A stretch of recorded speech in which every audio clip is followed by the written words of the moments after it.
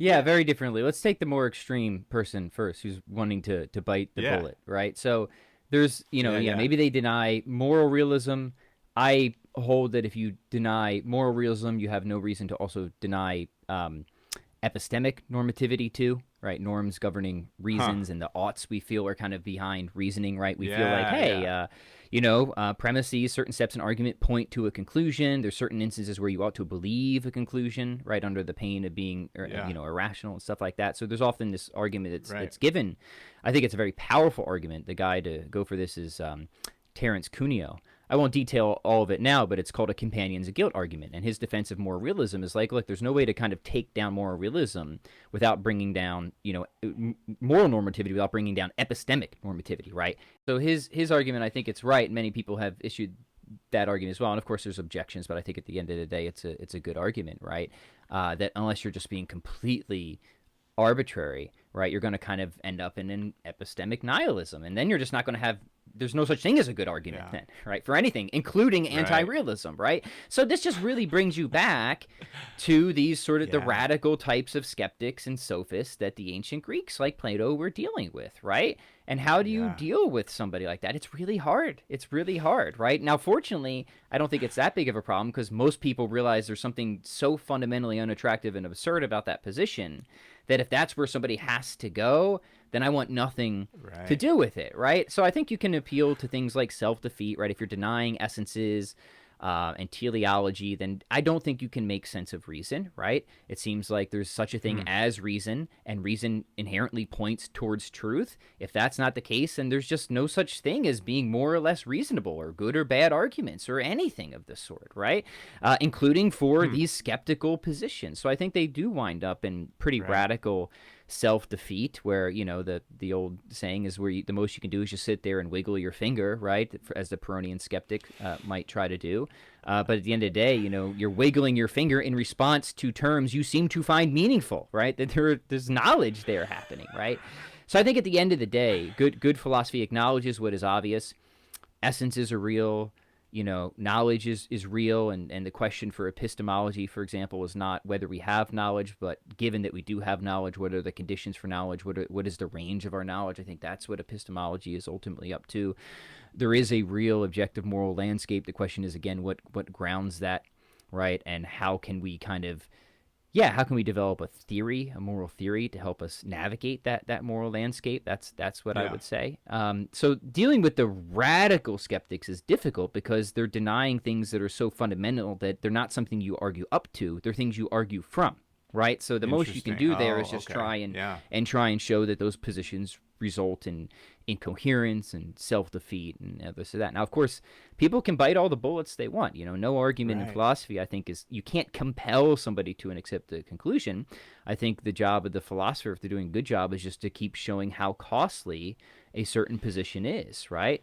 Okay, you Yeah. want to maintain this position, here's what you're going to have to give up, right? Here's what you're going to have to try to live with. And if you can drive somebody to a position that is utterly unthinkable and unlivable, even if they refuse to leave it, I still think you've Yeah. won. I still think you've won, right? At the end of the day, Exactly. I go with Lloyd Gerson, who says that you have to at least be a big tent Platonist, which would have the commitments I've talked about, or philosophy is impossible, right? That if you want the conditions for philosophy, you have to be a big tent Platonist. And he's got a wonderful book called Platonism and Naturalism, where he argues that naturalism makes philosophy impossible. You're really stuck in a sort of catastrophic Yeah. skepticism if you embrace that. Now, that takes a lot of metaphysical unpacking. I tried to unpack Yeah. a fair amount pretty Yeah. quickly Right. after you threw some stuff at me. Not a religious guy, from what I understand. Obviously, he's committed to Platonism. He's rigorously defending it, right? And by Platonism, he means a Yeah. big tent Platonism. So let me explain that before people Please. misunderstand what I'm saying, and it would be fair to misunderstand it because I haven't explained what I mean by that. So when Gerson talks about Platonism, he says it is the paradigm that is sort of everything that modern, largely naturalistic philosophy is not, right? What is naturalistic philosophy? Well, it's nominalist, it's skeptical, it's relativist, it's scientism, it's reductivistic, it's materialistic. It's yeah, those are the big ones. I'm probably forgetting one or two, but anyways, he trots those out. The sort of characteristics of modern philosophy. So he's like, by big tent Platonism, I mean the philosophy that is anti all those things, anti-materialistic, anti-mechanistic. That's another one I forgot. A mechanistic sort of worldview. So anti-materialistic, anti-mechanistic, anti-skeptical, anti-relativistic, anti-nominalistic, anti-reductivist, and so on and so forth. So he would say anybody who falls in, who accepts those antis is a Platonist. So he would call Aristotle a Platonist. And a lot of people think that Aristotle and Plato are opposed, but no, not for Gerson. He's like they're way closer to each other than say many modern philosophers are to either of them, right? So and same thing. Aquinas would, they disagree about how they ground their how they ground universals and stuff like that, but they are committed to there being universals and stuff like that, right? So that's the kind of key point. And so Gerson he just wants to say that if you're not in big tent, he also wants to say these things are sort of a package deal, right? That you can't, you can't sort of like be a nominalist but avoid the skeptical consequences and stuff like that, right? And I think he's right about that. So his whole position is like, look, you need these antis to make philosophy coherent, right? For philosophy even to be intelligible at all, right?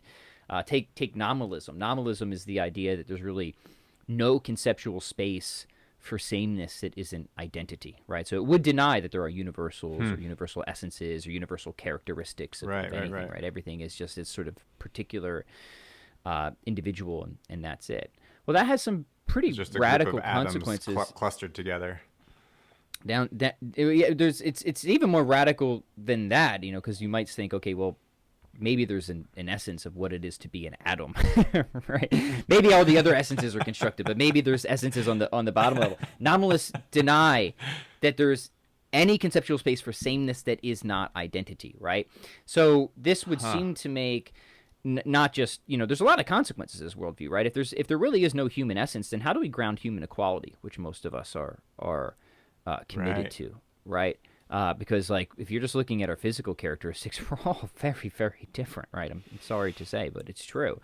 Also, going further, however, it would seem to make, meaningful communication impossible. It just doesn't seem like if we're both talking about justice, we could be talking about the same thing, right? That my concept of justice would ever in any way be your concept of justice. It doesn't. Yeah. Right. It doesn't. But it's even worse than that, because it seems like thinking is just communication within ourselves. So it doesn't even seem like I could have this step in the same river of thought twice if nominalism is true. But then how can I ever reason to any positions, right? So again, that's just a teaser. We're just sunk down deep into nihilism. Like there is nothing. Exactly. We're wiggling the finger again, and that's just the teaser of the sorts of thing Gerson's is up to, is showing this is why these things are a package deal, right? So it's very arbitrary to say be anomalous, but then try to evade so many of the skeptical consequences downstream. So ultimately, and of course, there's many philosophers, many naturalists who are very open about saying look, naturalism is wedded to nominalism, right? There's many out there, so this isn't just the non-naturalists trying to say that the naturalists are nominalists. It's something that naturalists themselves often champion, right? And of course, let me be fair, there's attempts of naturalists and nominalists to try and get around these issues. I just don't think any of them are ultimately successful or even close to successful, but people will have to investigate that for themselves. But the point is for Gerson, look, if you think reality actually is intelligible at the end of the day, if you think that these consequences are unlivable and definitely false, then you just need to be a big tent Platonist. And you shouldn't, the other theme of his book that I really liked is you shouldn't try to make compromises with the naturalistic worldview. He sees so much of the failures and confusions of modern philosophy as people trying to make compromises between these two worldviews and never succeeding in getting those compromises to stick. So it's actually a phenomenal book, Platonism and Naturalism, for people who are interested. For me, it might have been it's just such an incredible book for people who are interested in these deeper or higher up meta level issues.